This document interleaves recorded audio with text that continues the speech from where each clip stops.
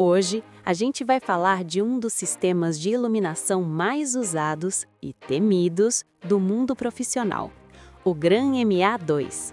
Aqui a conversa é de quem vive palco, ensaio, montagem, erro, acerto e madrugada virada. Este é um episódio especial, com convidado, para destrinchar o sistema, a lógica, a filosofia e a realidade do Gran MA2 no dia a dia de shows, eventos e espetáculos. E quem puxa essa conversa é alguém que entende que luz não é efeito bonito, é linguagem, é função e é responsabilidade. Nosso entrevistador é Marcos Paulo Alves. Marcos Paulo Alves é iluminador e light designer atuante em São José dos Campos, no interior de São Paulo, com foco em iluminação cênica, eventos e performances artísticas. Com experiência em projetos de iluminação para espetáculos, academias de dança, apresentações artísticas e eventos diversos, Marcos desenvolve soluções que respeitam o espaço, o artista e a proposta do espetáculo. E hoje, no Pod Luz, recebe um convidado que vive iluminação de verdade, daquelas que começam cedo e só melhoram com o tempo. Nascido em Santa Cruz do Rio Pardo, interior de São Paulo, ele entrou na iluminação aos 14 anos de idade. Quando muita gente ainda estava descobrindo o que queria da vida, ele já estava descobrindo o que era DMX. Começou lá atrás, na Avolight Pearl, aprendendo na prática, errando, acertando e entendendo que iluminação não é apertar botão, é pensar cena. Hoje já são 5 anos trabalhando com o sistema Grand MA2, dominando programação, lógica e show rodando redondo. Atualmente atua como freelancer, trabalhando tanto com bandas quanto com locadoras regionais, além de ser light designer e light programmer, ou seja, cria, programa e entrega. Nada de achismo, nada de improviso mal feito. É estrada, é técnica e é responsabilidade. Com a gente hoje no Pod Luz, Luiz Guilherme. Seja muito bem-vindo. Opa, salve aí, satisfação pra aqui. E aí, Guilherme, como que é a sua experiência na área da iluminação? Como que foi? Conta pra gente.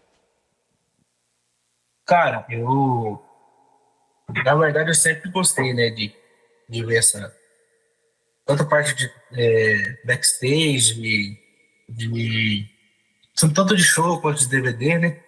E aos 14 anos, ali, 13, 14 anos, eu comecei a estudar um pouco mais sobre parte de luz, né?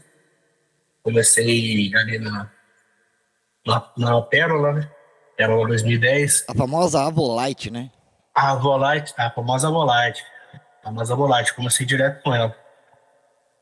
E assim, tudo que eu sei hoje, eu não vou falar que eu aprendi tudo sozinho, mas assim, uns 80% das coisas que eu sei eu aprendi sozinho. E como que você se interessou pelo sistema MA2? Assim, porque tem vários vídeos. Como eu comecei quando não tinha informação da MA na internet, só vídeos em inglês. E você sabe que o Certo. inglês é britânico, né? O inglês deles é britânico, né? Você teve muita dificuldade de ter essa informação da MA? Cara, não, porque quando eu comecei a estudar ela, já tinha uma galera que já tinha umas playlists, né, prontas, não, então que nem, por exemplo, Xuxa, algumas coisas que eu peguei do seu canal também, então meio que já tinha o conteúdo em português, fácil de entender, entendeu? O que você prefere? Fazer luz pequena ou grande? Ou melhorando a pergunta, quando você vai pensar em iluminação, você faz o seu mapa gigantesco com 300 MUV ou faz a sua realidade?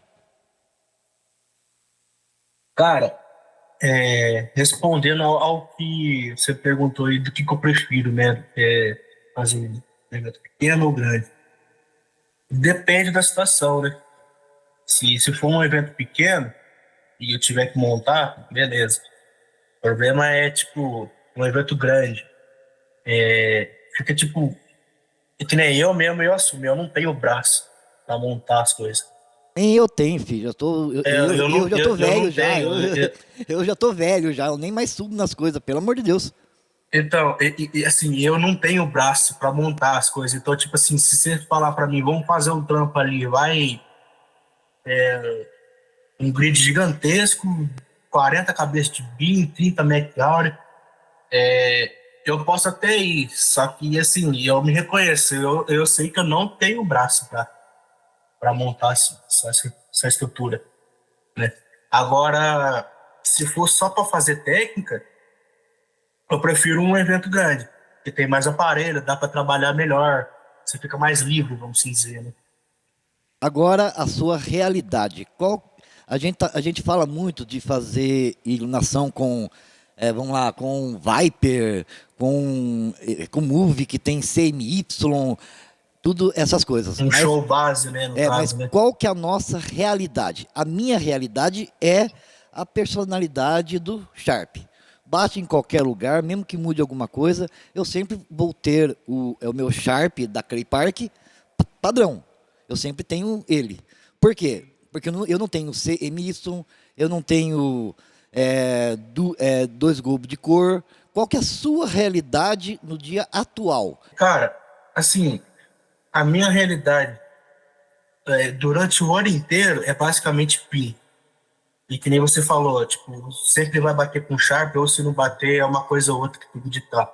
É tranquilo. Agora, que nem aqui, eu tenho uma vez por ano aqui, tem um festival aqui na minha cidade, um festival de rock. Então, lá já é um negócio um pouco mais, vamos dizer, entre aspas, fora da curva, porque lá entra BIM, entra Spot, CMY, com 2 discos de globo, entram muitas coisas. Né? Até ribalta, esse ano passado nós pegou ribalta. Então, assim, digamos que durante o ano, sempre é a mesmice, vamos dizer, né? Sempre é BIM, LED, uns strobo, e às vezes, de vez em quando, os make-up. Quais são as coisas que você programa para o ao vivo? Então, eu tenho um show base atual, e ele já é, tipo, ele já é literalmente 100% na mão, né? Então, troca de cor na mão, delay de troca de cor. Eu, sinceramente, eu gosto muito mais de fazer na mão, né? Não sei se é porque eu vim da Volite, na Volite é literalmente tudo na mão, mas assim, agora se eu tiver que pegar uma banda e fazer um timecode, eu faço também, entendeu? Tanto é que no meu Instagram tem um monte de timecode que eu faço. Mas a questão do que eu prefiro é fazer na mão. Eu, dá para criar na hora, né? As coisas.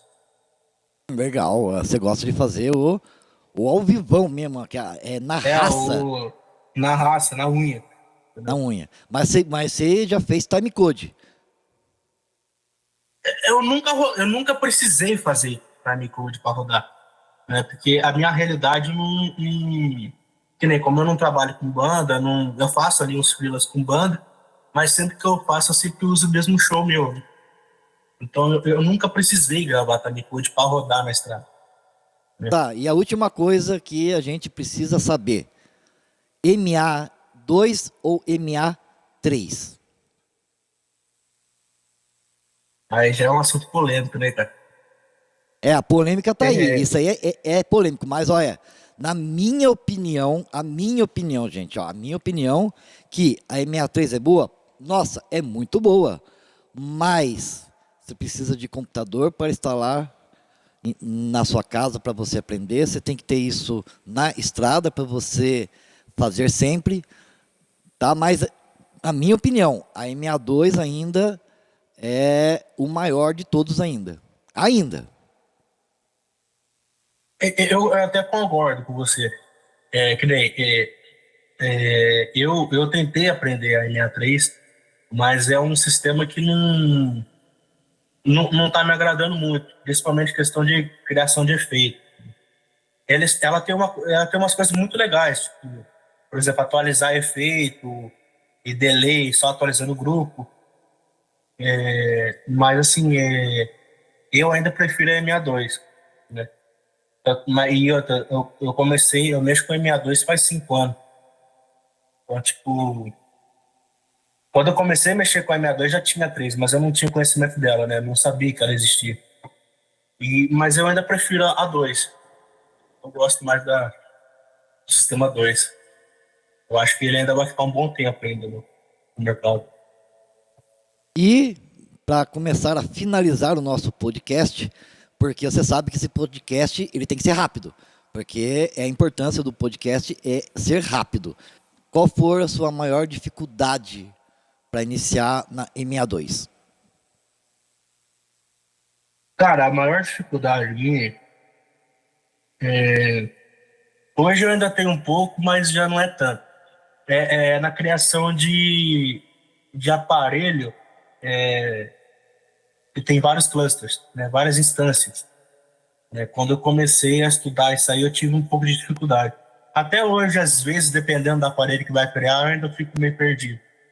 Mas eu acho que pode-se dizer que a maior dificuldade minha foi isso aí. Aprender a criar aparelho com vários clusters. Isso é mais ou menos simples. É só entrar na sua cabeça. Como ele está falando de cluster, gente. Cluster, você tem que pensar o seguinte: cluster ele é repetição. Então você corta o aparelho. Então, se o aparelho tem RGB e vai repetir RGB, o próximo RGB é cluster. Então a gente corta o aparelho quando vai repetir. Mas isso vai estar no podcast em algum episódio. E o que você está achando, Guilherme, dessa iniciativa do Pod Luz? Cara, eu achei interessante a ideia. Que galera, principalmente que está começando, às vezes não consegue achar um determinado assunto, ou acha, mas aqueles vídeos ali de 40 minutos, né, o cara fica enrolando, não dá para entender direito. Eu acho que aqui no Pod Luz, eu acho que foi uma boa iniciativa, uma boa ideia, principalmente para quem está começando, né, e quer ter conhecimento seja de luz, seja de MA. E vamos para o nosso bate-bola rápido, hein? Pergunta e resposta rápida. Tá preparado? Opa, pode mandar. Qual foi o primeiro perrengue real que você passou com a Gran M62 em palco? Ixi, cara, acho que o primeiro perrengue que eu tive foi. O que acontece? Quando eu comecei a mexer com a mesa, eu não tinha muito conhecimento. E eu cheguei lá, eu tinha todos os aparelhos tudo errado assim, a personalidade errada, né? E eu não sabia o que era o BO. E quando eu rodava o meu show, dava tudo errado, né? Eu acho que o maior perrengue que eu tive foi isso aí, de pegar a personalidade errada e não saber corrigir, né? Agora, o maior erro que você vê iniciantes cometendo na Gran MA? Cara, o maior erro que eu vejo, assim, da galera, principalmente na estrada, é a galera criar aparelho com atributos errados e que na hora que vai fazer o parcial ali, o iluminador do artista, ou seja, o nosso de artista, chega lá para fazer o parcial e não dá certo, né? Ele fica errado. Eu acho que o maior erro da galera que está iniciando é isso, criar personalidade com atributo errado. E o recurso da M62 que você só aprendeu a valorizar depois de apanhar bastante? Eu acho que o recurso que eu só aprendi a valorizar aí foi,